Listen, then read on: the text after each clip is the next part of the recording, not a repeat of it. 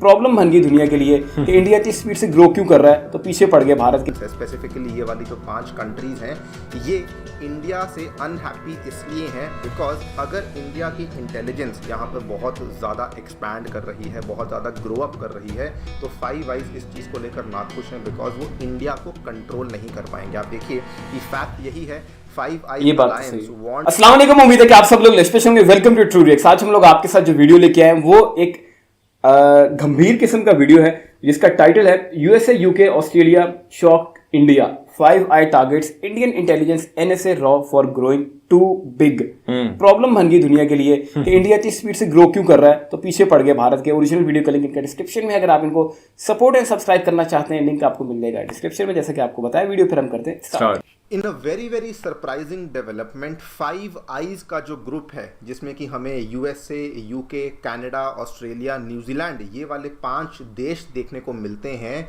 ये पांचों देश मिलकर के इंडिया का जो काउंटर टेररिज्म एजेंसीज का हमारा नेटवर्क है जिसमें कि रॉ आती है, एनएसए आती है, इसको दोस्तों ये लोग मिलकर के टारगेट कर रहे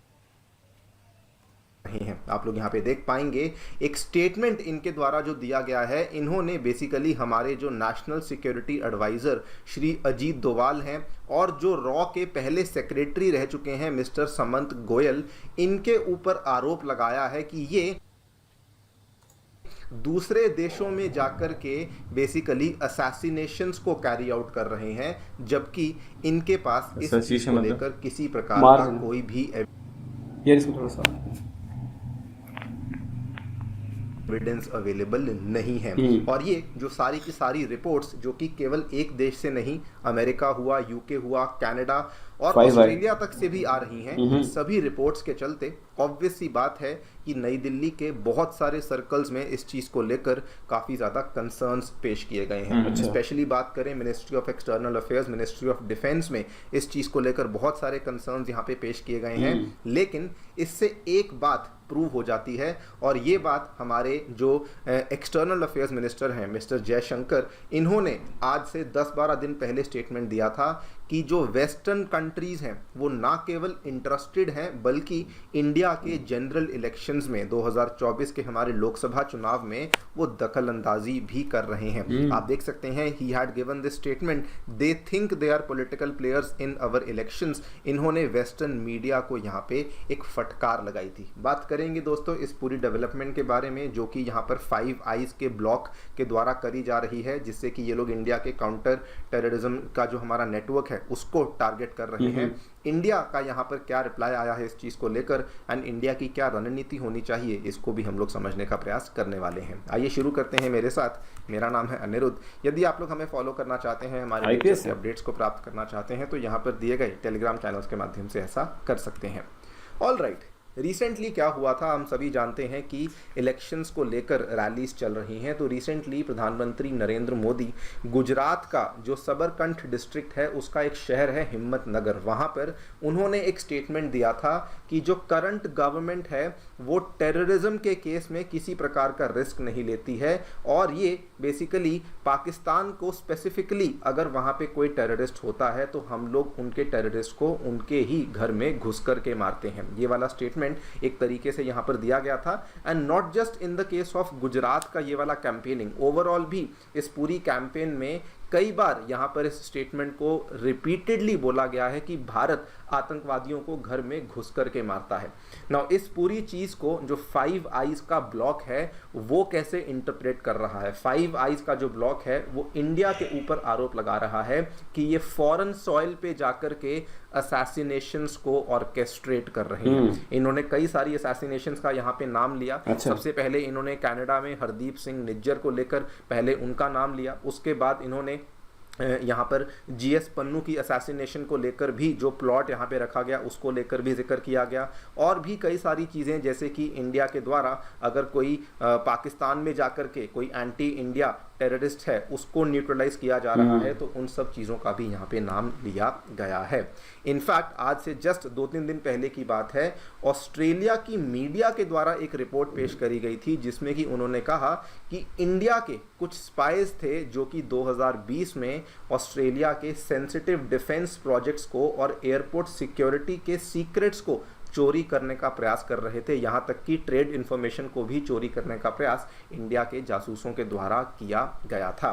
बेसिकली जो ये पूरा का पूरा नैरेटिव जो कि 5 आइज के द्वारा यहाँ पे बनाया जा रहा है, ये यहाँ पे इंडिया को टारगेट कर रहे हैं एंड स्पेसिफिकली इंडिया की इंटेलिजेंस गैदरिंग एजेंसीज को निशाने पे लिया जा रहा है। आप यहाँ पे देख सकते हैं, कहा जा रहा है रिपोर्ट्स के अनुसार, it is quite evident that the 5 eyes intelligence has decided to take on Indian intelligence, because इनका ये कहना है कि 5 आइज में मानती है कि इंडिया इंटेलिजेंस बेसिकली बहुत बड़ी हो चुकी है, और 5 आइज ये भी कहती है कि इंडियन इंटेलिजेंस जो भी इंटेलिजेंस गैदर करती है वो जानबूझ के मीडिया को भी यहाँ पे लीक करी जाती है।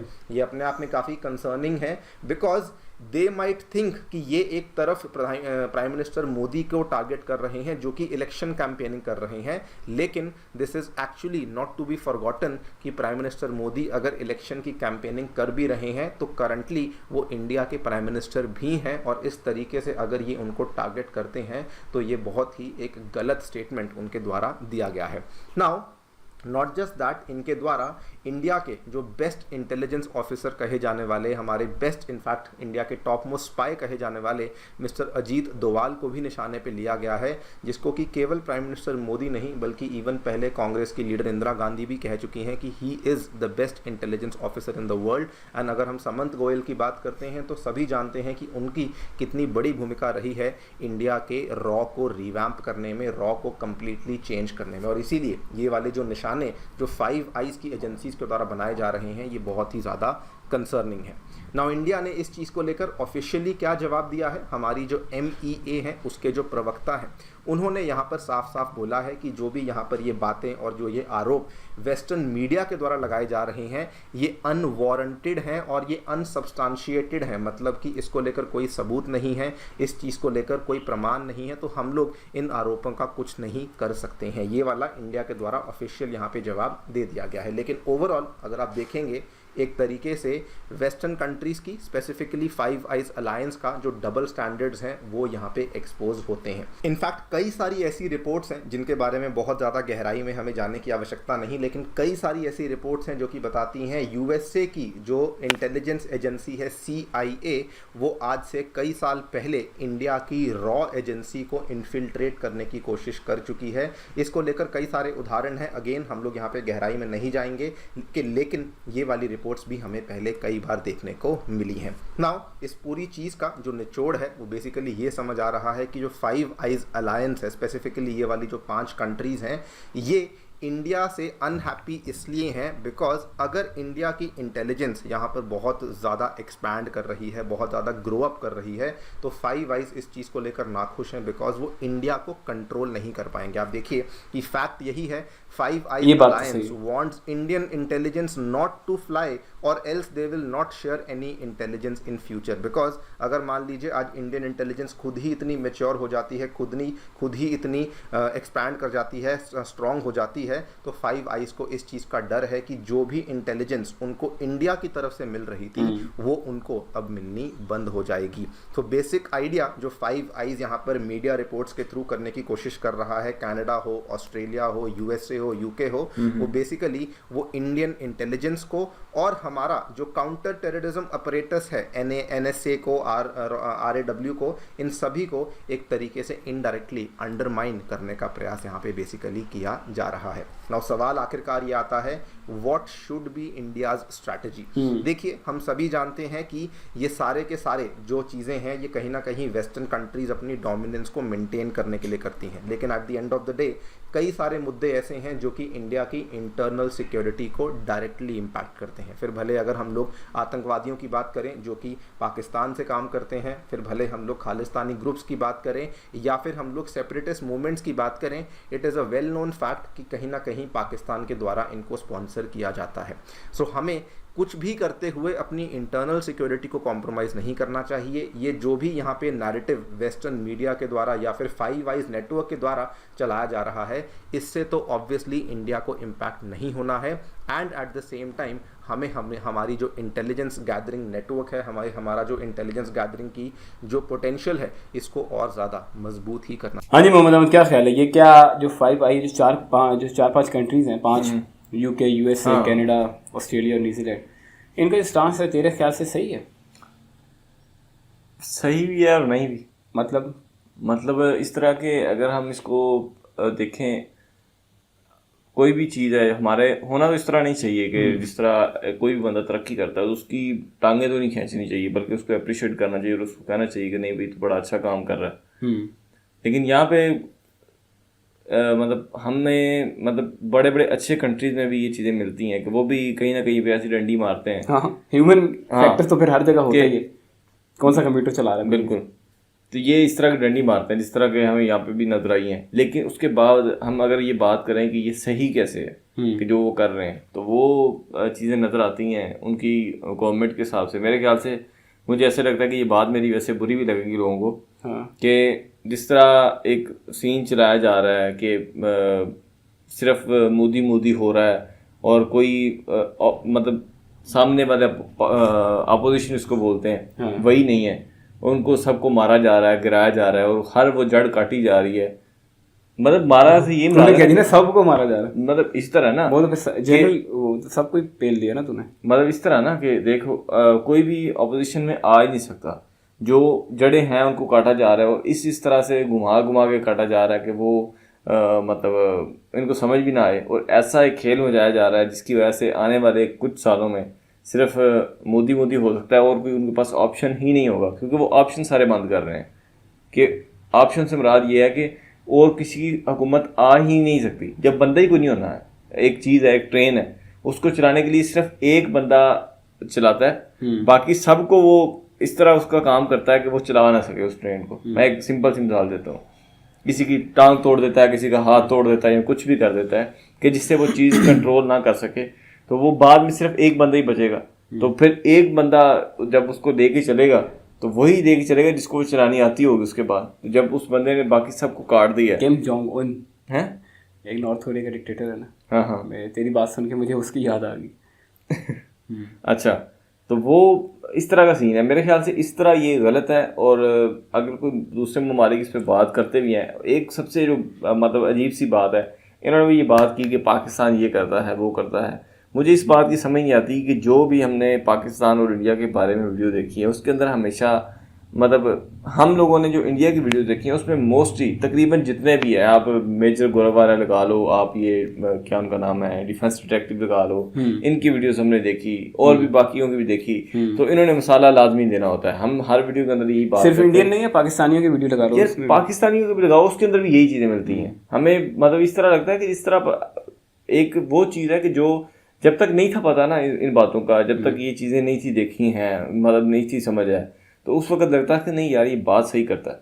लेकिन जब इन चीज़ों को थोड़ा एक्सप्लोर करने की कोशिश की, थोड़ा इसको जानने की कोशिश की, तो उसके बाद ये लगता है कि यार बकवास, ये हर वक्त ये बोलते रहते हैं, बोल के बंदा कहता है छोड़ यार कि मैं रह किधर रहा हूँ, ये चल क्या रहा है मेरी। लेकिन ये तब तक नहीं बंदे को समझ लगती जब तक बंदा उसके अंदर नहीं जाता, उन चीज़ों को देखता नहीं है। जब बंदा ये देखता ना कि हाँ बस मैं ठीक हूँ बाकी सारे गलत हैं, तो बस वेल एंड गुड है, उतनी देर तक कुछ भी समझ नहीं आनी है। जब बंदा उसको एक कह लें कि न्यूट्रल होकर देखता है, एक किसी भी की साइड ना लेके देखता है, तो फिर बंदे को समझ आती है यार ये तो वही बात जो क्या उसका नाम है सैयद मुजम्मिल अली शाह करता है कि हम पाकिस्तानी एक ऐसी जेल में रह रहे हैं कि जिसका हमें पता ही नहीं। असल जेल वो नहीं होती, असल जेल वो होती है जो इंसान की ज़िंदगी के ऊपर चल रही होती है, जो इंसान की लाइफ है वो किसी और के हैंड ओवर होती है। असल जेल वो है। सबसे बड़ी जेल ये है कि इंसान को पता ही नहीं कि इंसान की जो है वो क्या उसे बोलते हैं ज़िंदगी है, ज़िंदगी का मकसद क्या है, उसको ज़िंदगी में आने का। जिस तरह हम पाकिस्तानी ख़ास तौर पे एक दुनिया में बोझ ही बने हैं कि आके हमने कोई बहुत बड़ा मार्का नहीं मारा सिवाय वजन डालने की, यही बात है। लेकिन ये हाँ, तो इसी तरह हमें सबसे पहले अपने हकूक़ों को जानना ज़रूरी है। और इसी मतलब जिस बात में कर रहा था, असल में नरेंद्र मोदी साहब भी पूरी धरती का चक्कर लगा दिए। हाँ, धरती का चक्कर। मैं असल में वो मैं से ही आया हूँ ना कि जहाँ पे नज़र आ रही है, मैंने कहा चलो इसको घुमा के ज़रा बात को लेके जाते हैं उस साइड पे।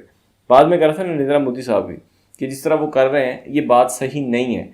अपने पॉइंट पे आने के लिए मुझे इस बात की सपोर्ट लेनी पड़ी। इस तरह हमने ज़िंदगी के बारे में बात की या और भी बातें की, तो मेरे ख्याल से इस तरह ये चीज़ें सही हैं और अदरवाइज हम देखें तो चीज़ें गलत भी हैं। दोनों साइडें सेम एक टाइप दोनों चीज़ें हैं। हाँ, वैसे जो पीएम मोदी के हवाले से तूने बात बोली ना, मेरे ओपिनियन के मुताबिक पीएम मोदी के हवाले से जो इतनी बातें हो रही हैं, डिक्टेटर वाला मामला अभी जिसको डिक्टेटरशिप हम कहते हैं वो फुल्ली तो नहीं है, लेकिन हाँ हम किसी किसी जगह इवेंट पे हम कह सकते हैं, क्योंकि अगर डिक्टेटर तो आने वाले दिनों में तो हो ही जाएगा ना। वो तेरी बात सही है, लेकिन उसको हम आने वाले दिनों में हो जाएगा, उसका हरगिज मतलब ये नहीं है कि हम आने वाले दिनों के हिसाब से अभी हम कह दें कि वो अभी सारा कुछ वही कर रहे हैं। जितना कर रहे हैं उतनी ही तनकीद कर सकते हैं। साथ में बंदा ये कह सकता है कि ये आने वाले वक्त में इस तरह की सिचुएशन बन जाएगी। तो बाकी ये बनाने के, अब देखो ना मेरी बात सुनो, अभी एक चीज़ है, हमने उसको चलाया है, एक बस है, ट्रेन है, जो भी है, उसको जिस हम सफर पे चलाते हैं, जब वो चल रही होती है तो बंदे को समझ लग रही है इसकी डायरेक्शन इस साइड में, ये चीज इस साइड पे जाएगी, तो वो डायरेक्शन तो हमें समझ आ रही है ना कि वो बात सही है, लेकिन अभी ये उसके मतलब बिहाव पे हम कह सकते हैं कि ये चीजें सही नहीं है। वो जाहिर है गलत को गलत ही कहेंगे, वो मैं तेरी इस बात से एग्री कर रहा हूँ, लेकिन ये कहना कि ऑपोजिशन बिल्कुल कुछ कर ही नहीं पा रही, या मतलब ऑपोजिशन के पास कोई इख्तियार ही नहीं है, ऐसा नहीं है। ऑपोजिशन टेबल पे बैठ के वहाँ पार्लियामेंट में उन्होंने पूरा अपना जोर लगाया, बाहर इलेक्शन में बिल्कुल है, मैं ऐसा नहीं, अभी की बात है, लेकिन उस तरह नहीं है जिस तरह होना चाहिए। जिस तरह एक पूरी होता है ना कि बंदे को एक काम तभी होता है जब अगला जो सामने वाला है बंदा उसको बताने वाला हो सके। जब कोई पूछने वाला ही नहीं होगा, जब कुछ कहने वाला ही नहीं होगा, वो इंसान खुद भी हो सकता है अपना, वो इंसान किसी को के साथ कोई और भी हो सकता है, और वो पूरी दुनिया भी हो सकती है। जब इंसान को पूछने वाला, जब उसको डायरेक्शन नहीं ना मिलती, फिर वो उसी तरह भटकता है। तू हंस ले, मैं भटकता है तो तू भी भटक ही रहा है बेटा, कभी उधर पहुंच जाता है, कभी उधर पहुंच जाता है, कभी उधर पहुंच जाता है, पूरी धरती के 10 चक्कर लगाए। असल में मेरी बात तुझे समझ आ गई किसकी की है? हाँ, किसकी की है? तेरी की है। जा काम कर। अच्छा, ये हमारा ओपिनियन था टॉपिक के हवाले से। आप लोगों का क्या ओपिनियन, आप लोगों ने कमेंट्स में लाजमी बताना है। ओरिजिनल वीडियो का लिंक डिस्क्रिप्शन में, अगर आप इनको सपोर्ट एंड सब्सक्राइब करना चाहते हैं पाथफाइंडर बाय अनअकैडमी को, तो ओरिजिनल वीडियो का लिंक आपको जैसा कि हमने बताया डिस्क्रिप्शन में मिलेंगे। फिर हम आपको अगले वीडियो में, तब तक के लिए खुदा हाफिज़।